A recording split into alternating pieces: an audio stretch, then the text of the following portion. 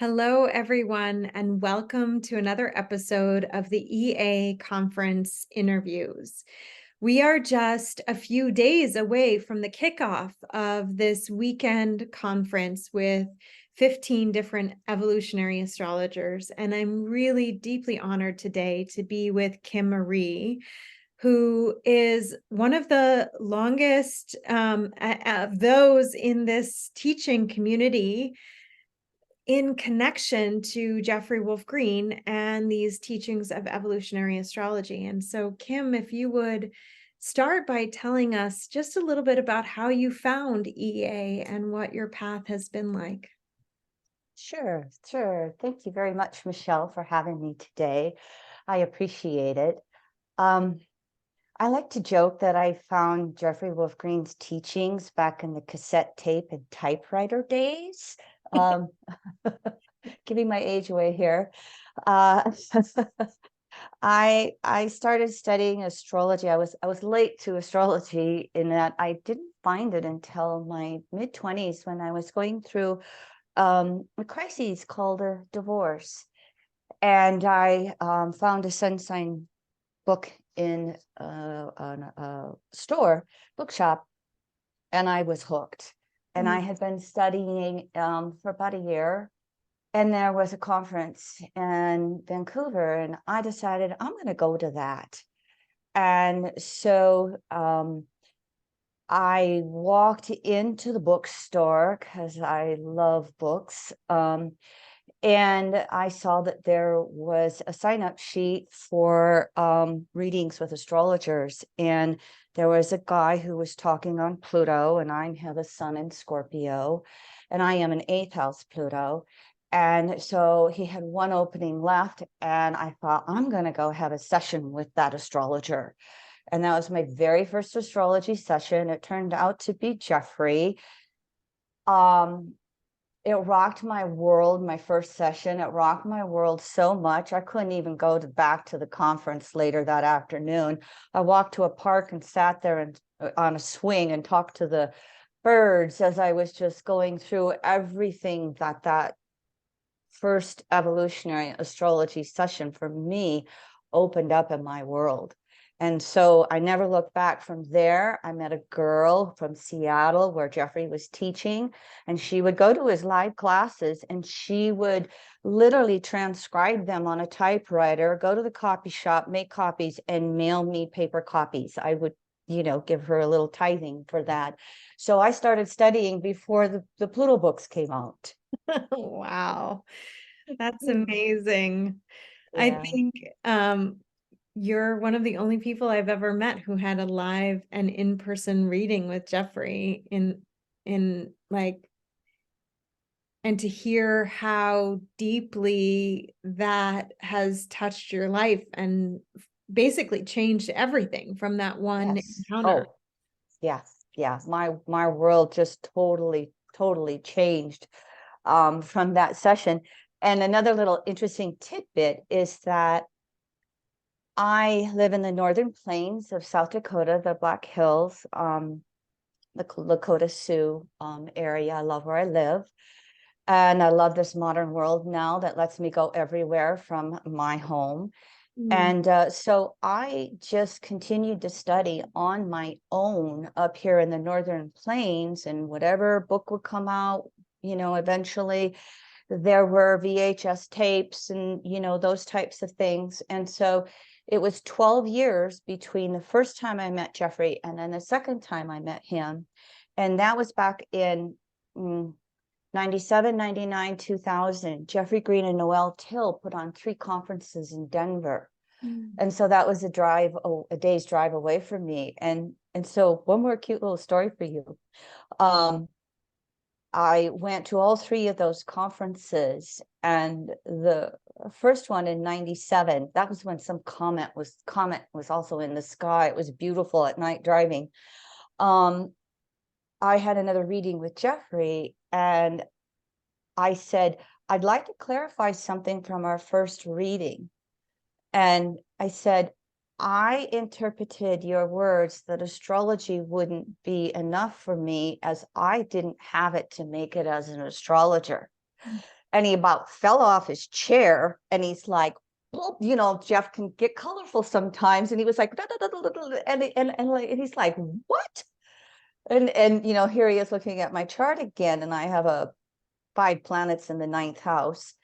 And he goes, no, no, no, no, no. You get your butt in gear and you get the homework done. And I was kind of that emphasis with the correspondence course because I was so far away. And then the transcript of his first school. Anyway, he says, that is not what I meant. Of course you will be an astrologer. You'll just do more things besides astrology. And so it was like I can't believe the naivete of the 9th house going, oh, I can do it. Okay. Oh, wow. And it was it was a sweet interaction that really just sticks in my mind. You know, how as astrologers, you know, we have to work our best to get our own filter out of our way. And just the whole language of communication in general, you know, one of the reasons why I still love astrology and evolutionary astrology is that it is the language of the soul and it helps us simplify things. But we as astrologers and even as clients, we always have to still have that interaction that is so, you know, foundational to evolutionary astrology. This is what I said. Is this what you think I heard? So that was a very important lesson for me as an astrologer, you know, reconnecting with him after that. And then, you know, everything sped from there till I did run a school for a few years as well. The School of Evolutionary Astrology, is that correct? Yep. I ran the school from 2002 to 2008 when daughter David took it over. And I had some connections with David back in that time too, you know, working with her together and, you know, learning the whole world of VHS tapes to DVDs and, you know, cassette tapes to CDs, you know, that type of thing that went on. So yes. And then after that, since 2008, you know, I've just taught evolutionary astrology ever since then. I was an early adopter of conference calls and webinars. I've been doing webinars for 10 years.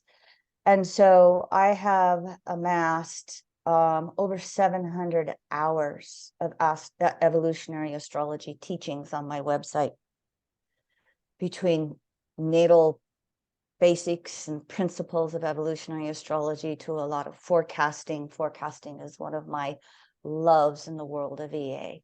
Wow, that's quite amazing. And I think we're one of the things we're doing with the association is really bringing life back to these teachings and this community, and you know, going from the age of cassette tapes and typewriters and we've been in this age of Zoom, but I'm really curious to see how it even evolves beyond this, because I do feel like there's something more than, you know, just Zoom and webinars. I mean, I think even the potentiality for people to move back into more connection somehow. Yeah. Yeah. You know, the world of webinars is great. I absolutely love it, but nothing replaces, you know, that in-person energy and vibration of, you know, being able to connect with people, you know, especially like, you know, post-COVID. It's yes, it's wonderful to be able to meet in person. And I just don't think that's going to be replaced, no matter how much Pluto and Aquarius wants to surprise us with AI. Right. That I would just like the AI to replace the daily laundry. If the AI yes, could do the laundry and clean my house, then I would the be dishes. more available for all sorts of things. Yes, yeah. I'm kind of like, oh, do I really want to dip my toes into the world of AI? And then I'm like, Sweetie, you don't get any choice. Pluto's in Aquarius, and it's going to really rock our world over the next couple of years. And how will we even know what happens in 20 years from now, after a 2-decade passage? So, as astrologers, we don't get to put our head in the sand when it comes to world events or trends, just the evolution of human consciousness, which is something else that I've always just seemed to be a particular area of me through my years of studying astrology and building up a practice. My background was accounting, and it was in the newspaper world. So I was once a bookkeeper for 4 different daily newspapers, small town newspapers. So I've watched that whole media world just change so much. And so again, as astrologers, we are current events because the planets are always evolving and moving, and having that as above, so below rhythm that we are all living, whether we choose to be conscious or not. So I still participate. We all do, whether we want to or not, but I consciously participate in the consensus world. That beautiful saying, what you do to the least of me, it is still there. And so it's watching how consensus consciousness evolves, because they're evolving too, whether they want to or not. And sometimes they create a little cataclysms for themselves. However, we are in that world, so it behooves us to continue to be active in the consensus world, as well as individuating and spirituating and helping humanity, just heal and evolve. Yeah. It's so funny. We must be from the same lineage of former bookkeepers and financial professionals turned astrologers, because that was Yeah. also my path. I was a financial advisor and for about a decade worked in finance, also had my own bookkeeping company, and it was a natal chart reading, around my Saturn return that really transformed my life, and that led to this progressive, I don't know, when I listen to you I think, oh, she must have a Gemini moon, because this idea with astrology, and maybe it's just the impetus to evolve. There is never an end to what we can learn and how we can continue to osmose the teachings and come to deeper understandings. And one of the things that you're doing here with us for this conference, which is unique of all the talks, is focusing on the dynamics between parents and children. And that was also, for me, the very first entry point of my research in astrology was the synastry in families. I called it healing family constellations. And when I first began really building a body of research around it, it had everything to do with the evolutionary and karmic dynamics that come through in family lines. So I'd love to hear more from you, why you chose this topic for the conference and what what you're most excited about. Okay, so my talk is on parent-child chart dynamics, and it is involving the principles of where you can look at a child's chart, or you can look at any natal chart, even adult children, adults. And there are 3 major principles or primary considerations, as Jeffrey will call them, that you can look at in a single chart, and it will give you the perspective from the child, and it will give you the perspective from the parent as well. And so it then helps you see how the parent and the child interact with each other. because, let's face it, from the perspective of reincarnation, I like to say, the parents decide to do something to create a child, but the child chooses us. And through that, you know, karma, dharma energy, we will bring in children in which sometimes relationships are easy and sometimes relationships are not. And I had one example, and then over the weekend I was like, I think I need to have more than one. So now I have 3 chart examples. And these are preteens, teens. And so we can kind of look at, the childhood and look at, where they may be evolving as adults. And we have enough time passage to kind of see some interactions that have went on with parents. And you'll see with one, and if I can get to all 3 charts, you'll see with 2 out of the 3 charts how they have situations where parent is not there. One is death and one is addiction. And so again, we all love to study natal astrology and usually add on forecasting, because when do we stop studying our own chart? We never do. Oh, by the way, in answer to your question, I have 7 of the 10 traditional planetary archetypes in either the 9th house or Sagittarius. So I have a bunch of Scorpio and Sag. I have a Scorpio moon.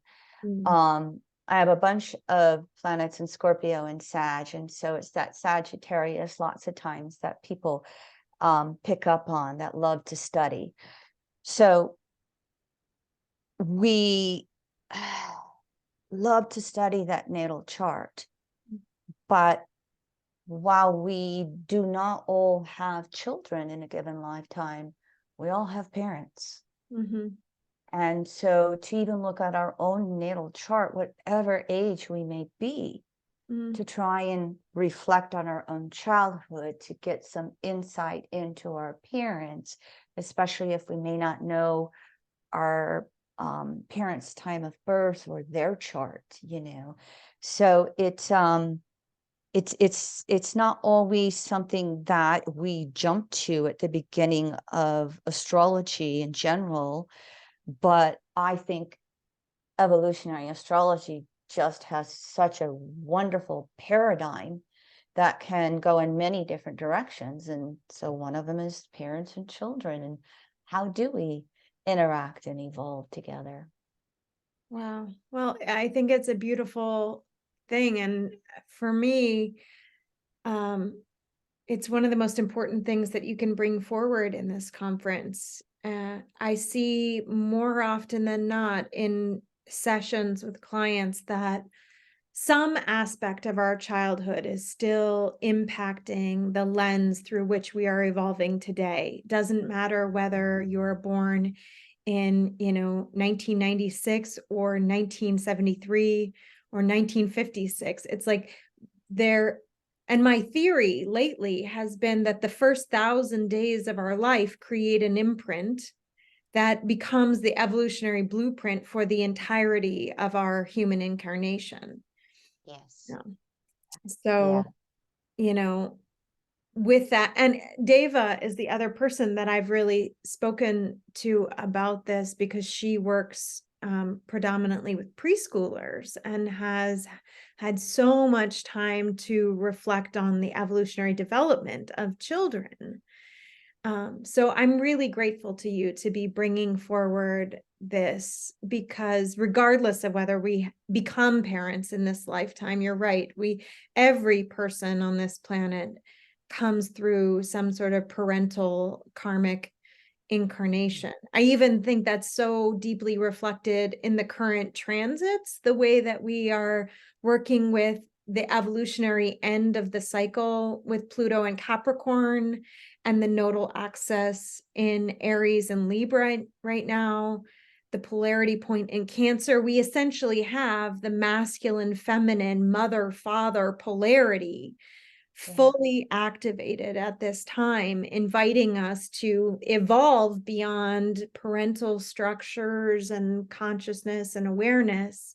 And so much of what Jeffrey's work has spoken to is how we, you know, are throwing off that conditioning. And so it's fascinating to me for you to be. May I ask, what are the ages of your children? Boys, girls? Yeah, I have a 9-year-old boy who's just about to turn 10. I Mhm. have a 3.5-year-old and almost 1.5-year-old. And essentially, I almost have the cardinal cross. All I need is an Aries child. And I have a Libra sun, Cancer sun, Capricorn sun. I need one more. And then I would have a fixed cardinal cross of children. My first chart example has moon at 0.5 Aries. Oh, yeah, I have Yeah. an Aries. My son is an Aries moon, and then my girls are both Scorpio moons. So, and you know, Okay. I'm like, maybe next I will get an Aries sun with a Virgo moon because there are no other mutable moons in our family. So, yeah. Gotcha. And I find it Yeah. fascinating. It's like what you were saying earlier about how, at least the way I internalized it, we're choosing, you know, our parents in a way. Mhm. Yeah. Mhm. Yeah. I also have a background in Roger Wolger's deep memory processing. Mm, I was blessed to be one of the last people to be able to train with him, and of course Patricia Walsh, um, before Roger passed. And there's this. I've loved how the synastry between DMP and EA, because there's just so much of that other realm and healing trauma. Sometimes EA can be a form of talk therapy, and it's do not mean to demean it in any way, because again, Jeffrey rocked my world in 1985. um However, that DMP then allows us to do so much of that processing with what we know from the chart. And there's this little joke in DMP that when we're in the bardos or the spirit world and we're getting afraid and the separating forces are after us in whatever scenario, and we're scared, we want to run, we want to hide, we've got to protect ourselves, and so we find a cave, and it's the womb of our next life. mm, Yeah. And then when I heard that one, I was like, oh, and this is why so much of your Eastern philosophies have such an emphasis on, rituals after the soul leaves the body, mhm, because we want, to be processing that processing with the soul, especially those first 3 days, as they say, mm, to be able to heal and help the soul move along. mm, And Aetos Pluto, I spent a lot of my life not having much death around me other than my beloved four-leggeds. mm. And in 2020, my husband and I went through 5 family member deaths, and 4 family members in 5 months. Wow. 5 in 6 months if you include a broad extended family. And so in the last few years, as we've been finishing up Pluto Capricorn, I've really worked with that, letting familial family members go and processing with them. Mm, My husband and I just happened to have the birth time for both our parents, or both our mothers and both our fathers.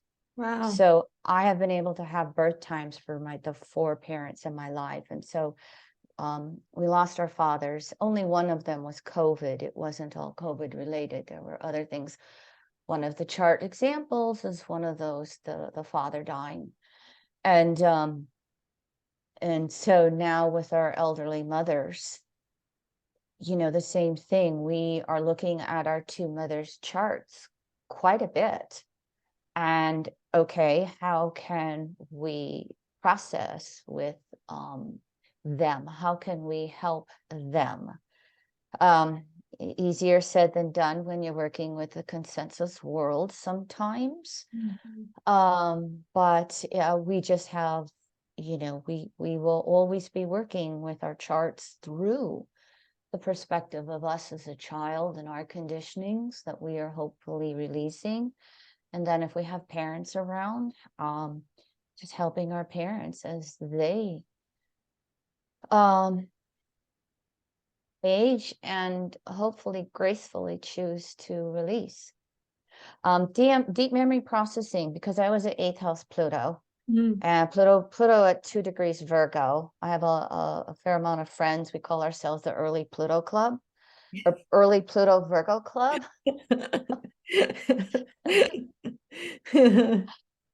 Deep memory processing, to circle back around, was so helpful for me in moving through a lot of my fears around death and dying. Not that I still don't have some, however, it is the natural part of life. So all of us, in that parent-child dynamic, in, the natural chronological order, the children release the parents. So we have that excitement of a parent birthing the child, but we also have that ending of children letting parents go.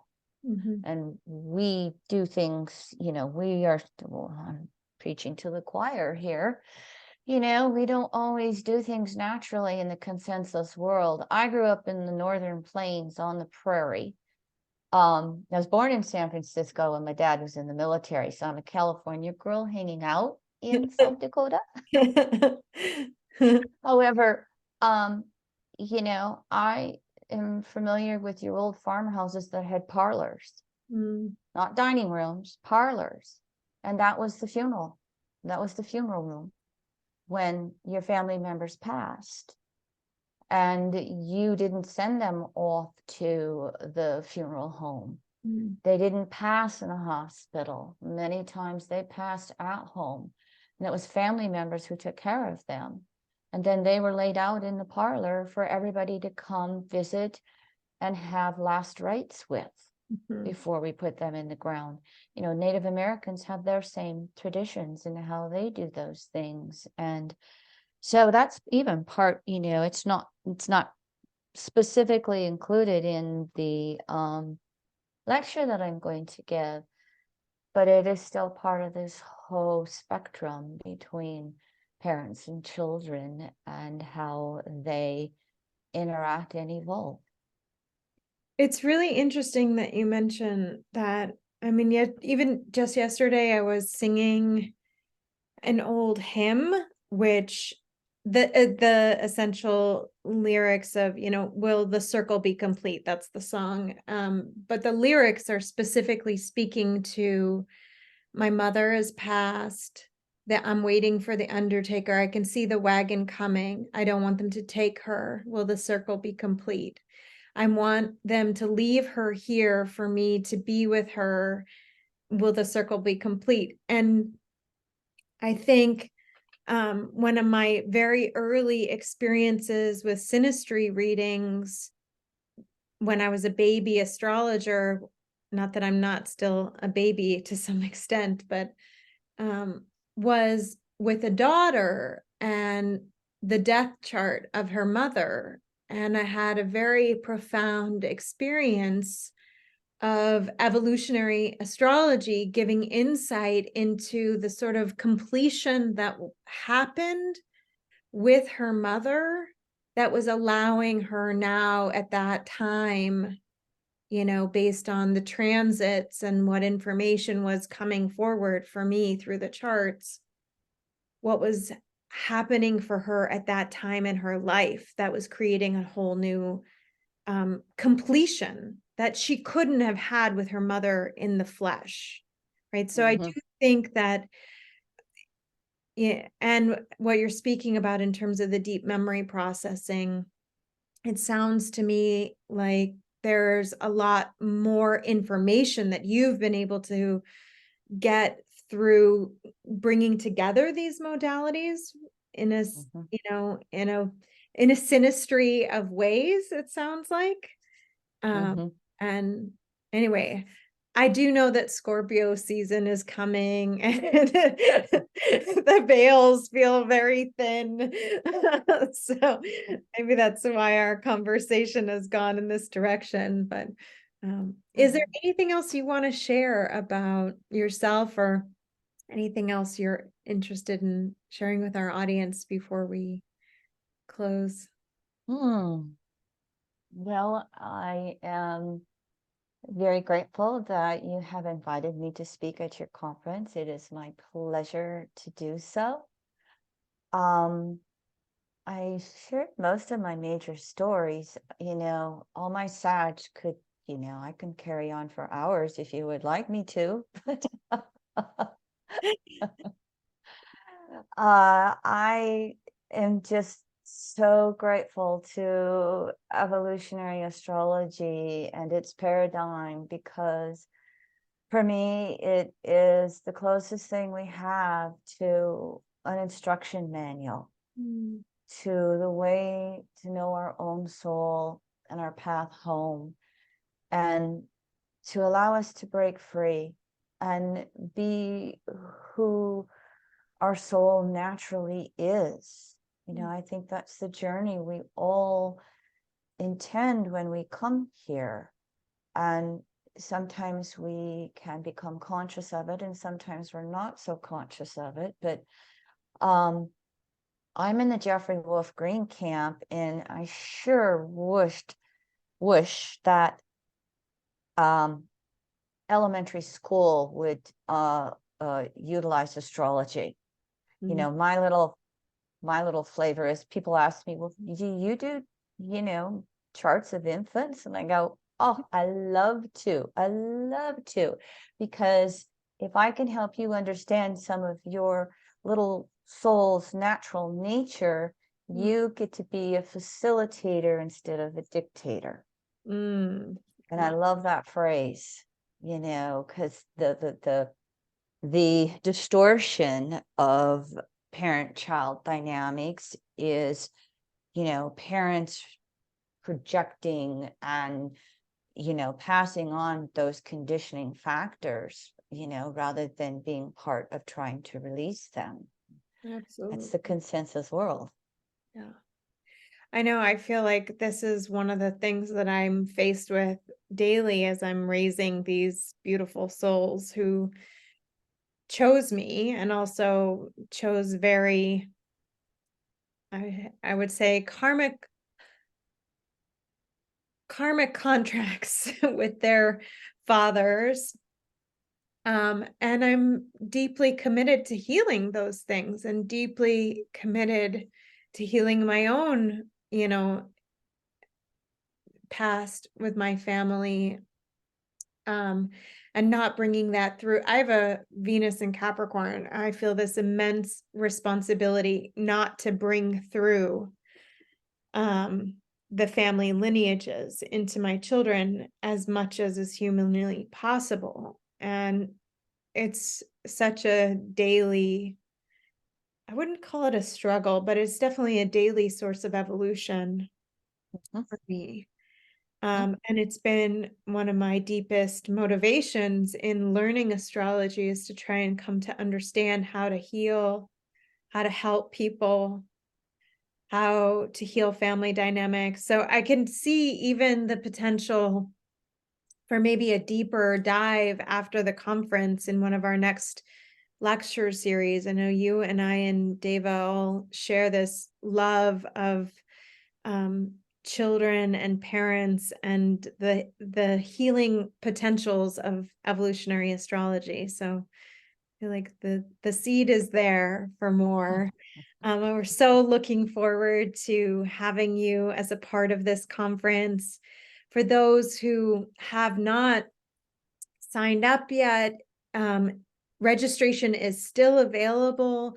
The entire weekend will be broadcast over Zoom. However, lectures will be recorded, and all of the replays and downloads are included with your conference pass. So whether you sign up for an individual lecture like Kim Marie's Parent-Child Dynamics, which is available for registration, or if you choose the full conference pass, you get access to all of the 14 lectures plus the 2-hour Pluto paradigm workshop, with Deva, which we're kicking off with. So thank you so much, Kim. We're so excited to have you with us this weekend. We are really going to be immersed in these teachings and carrying forward the lineage of evolutionary astrology and the teachings of Jeffery Wolf Green in such a beautiful way. And I'm so grateful that you're a part of that with us. Thank you, everyone. Thank you, everyone. Thank you, Michelle.